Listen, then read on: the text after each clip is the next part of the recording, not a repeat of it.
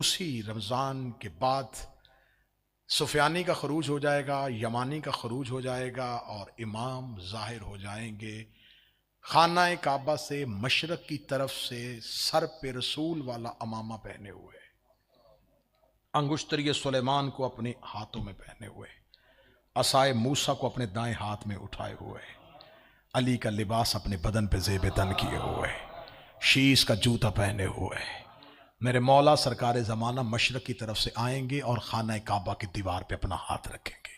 खाना काबा की दीवार पे अपना हाथ रखें, ये आसमान से एक निदा आएगी।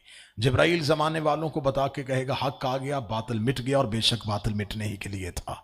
जिब्राइल ज़मीन पे नाजिल होना शुरू हो जाएगा और मलाइका की एक पूरी सफ ज़मीन पे आएगी। सरकार कायम खाना काबा की छत पे खड़े होकर एक निदा देंगे। वो आवाज़ मशरक से लेके मगरब तक रहने वाले लोग अपने कानों से सुनेंगे। जिस ज़ुबान को समझते होंगे उस ज़ुबान में इमाम की आवाज़ उनके कानों तक पहुँच जाएगी।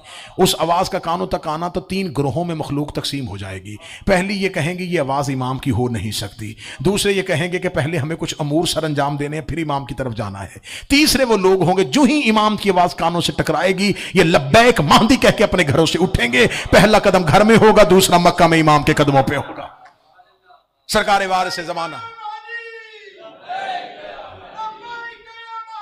लब्बैक 313 इमाम के नासरीन जाहिर हो जाएंगे।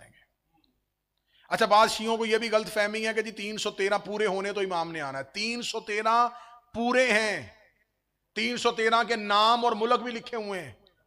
किसने किस मुल्क से आना ये मौला अली बता गए अपने दौर में।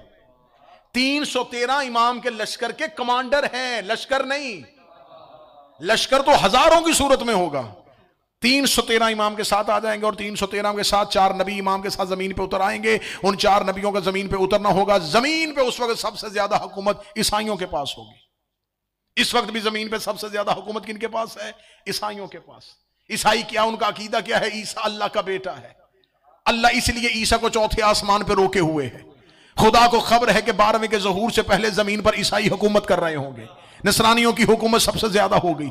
जो ही जनाब ईसा आएंगे और ईसा बैतुल मक़दस के मीनार से नीचे उतरेंगे और नीचे उतर के इमाम ज़माना के करीब आ जाएंगे और वक्त नमाज करीब आ जाएगा। जो ही वक्त नमाज करीब होगा ईसा के इमाम के पीछे खड़े हो जाएंगे और जनाब ईसा इस हालत में आएंगे कि जनाब ईसा के सर के बालों से पानी के कतरे टपक रहे होंगे और वाकई इमाम ज़माना के पीछे खड़े होंगे। सरकार कायम उन्हें पीछे मुड़ के देखेंगे और पीछे मुड़ के मरियम का बेटा बतूल ज़्यादा आ गया और आगे आके नमाज पढ़ा। ईसा काम के क्या मेरी जुर्रत क्या है, मैं ज़हरा के बेटे को नमाज पढ़ाऊं। मरियम का बेटा पीछे खड़े होगा, ज़हरा का बेटा आगे खड़ा होगा। मेरे 12वें के कदमों पे ईसा नबी अपना सर रखेगा सजदा करके।